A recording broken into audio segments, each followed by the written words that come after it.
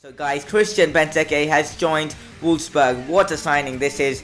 And we're going to be rejecting Giovanni Dos Santos, but Benteke's signing is going to be freaking amazing. He's going to score loads of goals for us.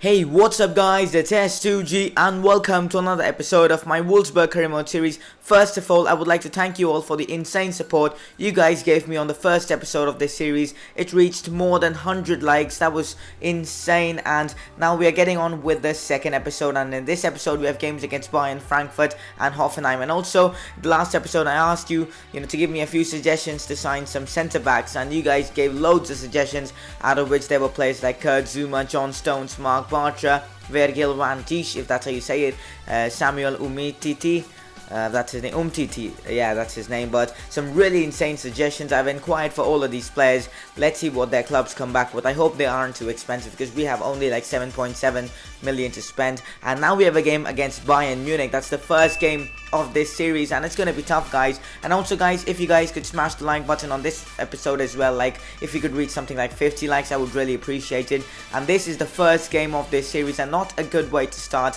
because we are playing away from home against Bayern.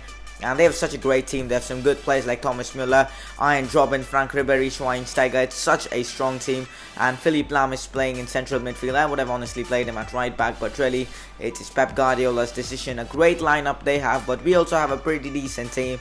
And with signings like Benteke, our team is now stronger than ever. Benteke is playing up front, Schürrle, De Bruyne and Perisic in attack, Luis Gustavo and Thiago in midfield, Ricardo Rodriguez, Knoche, Naldo and Young in defense, and Benaglio will be our goalkeeper. We do have the first chance now. The ball is with De Bruyne.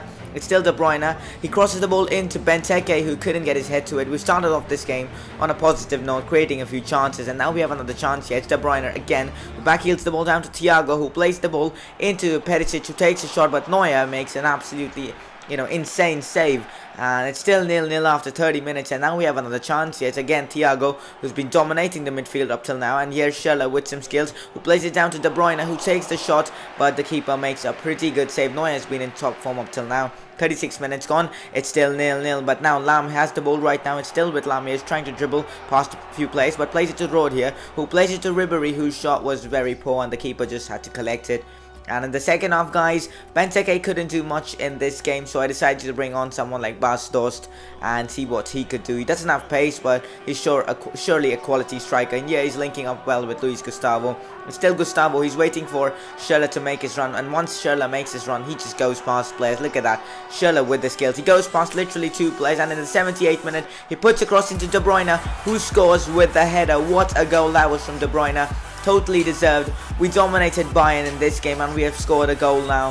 What a goal from Kevin De Bruyne. A great assist from Schürrle. And we're now making a substitution. We're bringing on Klose here to get some defensive stability. I'm going to actually bring I think Naldo in central defensive midfield and Klose in centre back. But that's basically the end of this game. That decision turned out to be really good, and we have beaten Bayern Munich in the first game of this series, 1-0, a great result. And as you can see right here, all the inquiries have been come back with. As you can see, Chelsea want 10 million for Kurt Zouma. We can't afford that. In fact, they want 13 million, so we'll offer 6 million and see what they come back with. And they want Olympique Lyon wants something like 12.5 million for Samuel Umtiti, and that's too much money. Maybe 6 million should be good enough. Let's see what happens. And we do have a lot of options here, as you can see right here. 4 more players to put bids for. Fabian Schär, I mean, Basel want 12 million for him, which I think is a bit more. Reason being, his contract is expiring in 11 months, so let's see what happens. And surprisingly, Everton just want 6 million for John Stones, and in real life they want something like 30 million. From what I've heard, that Everton have rejected a deal for John Stones, which was I think of 30 million or something. But anyways, let's see what happens. And as you can see right here, Barcelona want just 6.5 million for Mark Bartra, and I think we can get him for around 5.5 or something like that. Let's see what happens. But as you can see right here, Celtic want just 10 million for Virgil van Dijk, if that's how you say it. I'm not too sure, but I think we can get him for 6 million.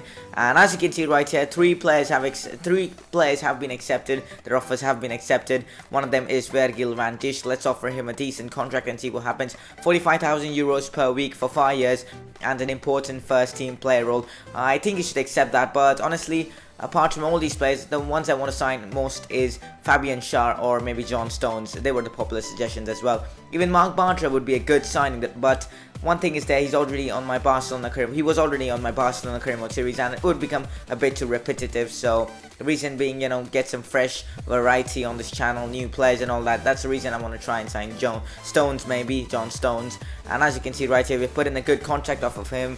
And apart from that, guys, Samuel Umtiti and the Kurt Zuma deal won't be going through. Their clubs want way too much more money. And also, guys, Basel wants 9 million for Fabian Schär. There's no way I'm going to be paying 9 million. The reason being, I don't have that much money. So what we'll do is we just offered 7 million. They didn't accept that. We'll try to get him in the next transfer window, because I think we will be able to get him for free. Reason being, we can get him on a pre-contract. And apart from that, guys, Virgil van Dijk as well as John Stones have accepted their contract.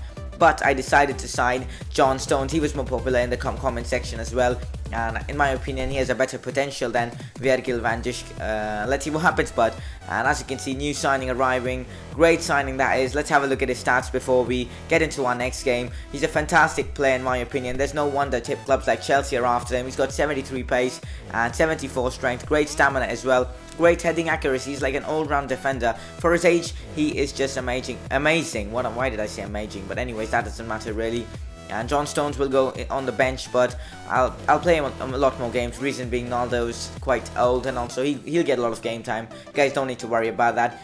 And the reason now because we signed someone like John Stones, we'll have to put Felipe on the transfer list. He won't be that useful to us. But anyways, now a transfer for Bjarne Tjolke. Some of you guys told me that he's glitched, but I don't want to play with glitched players. Reason being, it makes the series a bit too unrealistic. But anyways, now we have a game against Frankfurt, and after winning that game against Bayern Munich, we have a chance to build upon that momentum, get a good result against Frankfurt. Let's see what we can do. Obviously, I've selected a strong lineup for this one as well. Players like Kevin De Bruyne are playing. He's such a fantastic player. He scored against Bayern Munich. Let's see if we can score against Frankfurt as well, and let's see if we can get 3 points in this game as well. But anyways, they do have the first chance of this game as the ball falls to Meyer and plays it down to Masebe, if that's how you pronounce it. But the ball falls to Seferovic, who plays it to Masebe, who shoots and scores. That means Frankfurt are leading against us in just like 10 minutes, but now they have another chance yet. Again, it's Hasbe, it's not Masbe. But anyway, Seferovic with the shot, but what a save from Benaglio. That was some great goalkeeping from him. And now we have a chance here in the 35th minute of this game to try and get back into this game, as Maximiliano Arnold goes past 2 players and takes a shot, but their keeper makes a pretty good save. That means 37 minutes gone. It's still 1-0 to Frankfurt, but now Kevin De Bruyne on the attack. It's still De Bruyne here. It's still De Bruyne. He goes past one and lays the ball off to Christian Benteke, who plays the ball to Kevin De Bruyne, but on the rebound, Benteke does score. Great goal from him, and that's his first goal, his first official goal of this season. Great goal from Christian Benteke. But now Benteke has another chance here. Plays the 1-2 with Kevin De Bruyne, gets the ball back, he takes a shot, but what an insane save by their goalkeeper. It's 1-0 now, but now they have a chance here. Hasebe with the ball, who plays to Lucas Pietro, the man from Chelsea. I mean, he's on loan from Chelsea, but anyway, Seferovic takes the shot, and he does score. That means Frankfurt are leading 2-1, and it's so disappointing because we are playing really well after that goal, and we need to make a few substitutions. Maybe bring on someone like Bas Dost, or maybe Aaron Hunt. Let's see what he can do. I've not used him yet, and I think he could provide something different to the side. And maybe we need to get at least an equalizer, because we can't afford to, lose all 3 points in the first game. The second game of the series. But anyways, Ricardo Rodriguez with a free kick puts us straight back into this game. It's 2-2 now after 75 minutes. A great goal from Ricardo Rodriguez. His free kicks are really good in this game. And honestly, we don't deserve to be 2-2. They were, I think, better than us in my opinion.